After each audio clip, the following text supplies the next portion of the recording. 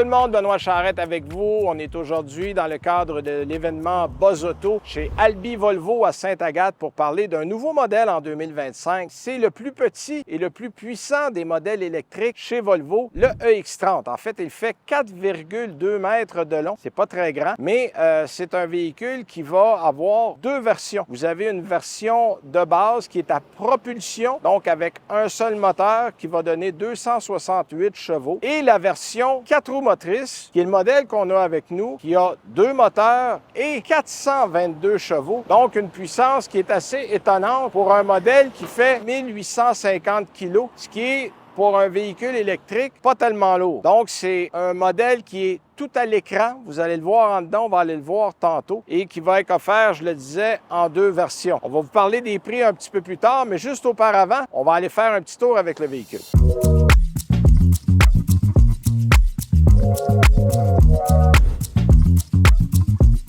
Bon, c'est le temps de partir pour une petite balade au volant du EX30 et c'est assez intéressant parce qu'on a une approche qui est très minimaliste. On sait, chez Volvo, depuis des années, on a toujours eu une approche épurée, facile. Et là, on a poussé un cran plus loin avec les modèles électriques. Si vous remarquez, là, il n'y a pas de boutons, nulle part. Il y a quelques boutons sur le volant. Là, je vous précise qu'on est dans le modèle Ultra. Ça, c'est le modèle le plus équipé. Et même, le système de son est caché. Il est complètement au fond dans le pare-brise. Tout ce que vous allez remarquer, c'est les mots Harman Kardon. En fait, c'est une barre de son qui se trouve en avant. Donc, vous ne trouvez pas comme de haut-parleurs dans les portes. Il y en a en arrière, mais en avant, c'est très, très épuré.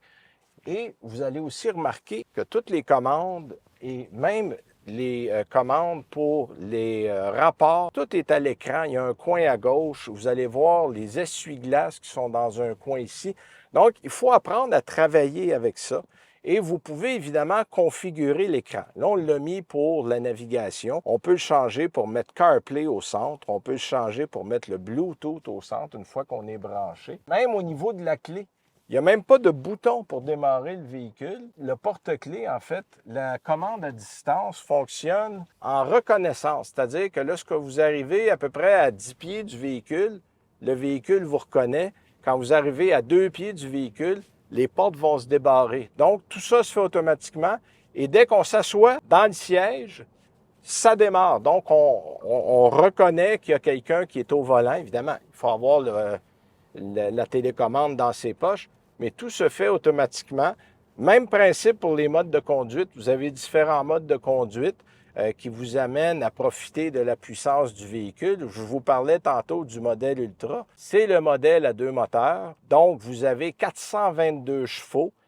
Ça pousse très fort parce que c'est un véhicule qui est assez compact. Et ça vous permet quand même une autonomie de 426 km. Le modèle à propulsion à un moteur, le modèle Core de base, est celui qui vous donnera le plus d'autonomie. Si vous en recherchez, vous allez avoir 442 km d'autonomie. Mais je vous dirais qu'avec 422 chevaux et toute la puissance supplémentaire d'être en mesure de tirer 426 km de ça, c'est un exploit assez intéressant. Bon, pour la conduite, évidemment, c'est un véhicule électrique, donc c'est très silencieux. Le véhicule est très bien insonorisé et la vue est très bonne parce qu'il y a un grand pare-brise. Vous avez un toit en verre panoramique, donc vous avez un espace à l'intérieur qui est très bien éclairé. Donc ça aide beaucoup à bien voir de tous les côtés au niveau du véhicule. Et on a en conduite une conduite à une pédale. Beaucoup d'amateurs de véhicules électriques apprécient cette caractéristique-là. Il y a même 3 niveaux au niveau de la régénération, donc la vitesse à laquelle vous pouvez récupérer votre énergie. Et pour une conduite en ville, ça ajoute toujours un petit quelque chose de plus.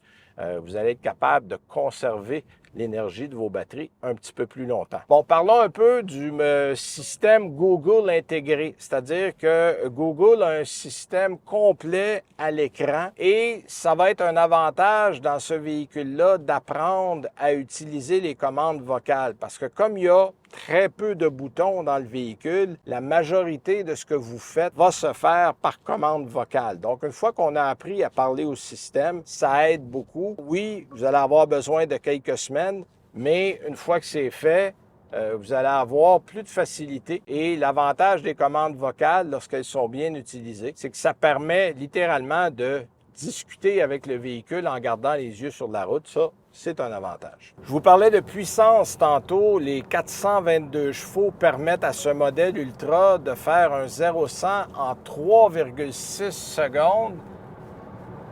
Et c'est fait. Alors, c'est vraiment très rapide. La puissance donne une certaine sécurité quand vous avez des moments où vous devez dépasser ou pour embarquer sur une bretelle d'autoroute.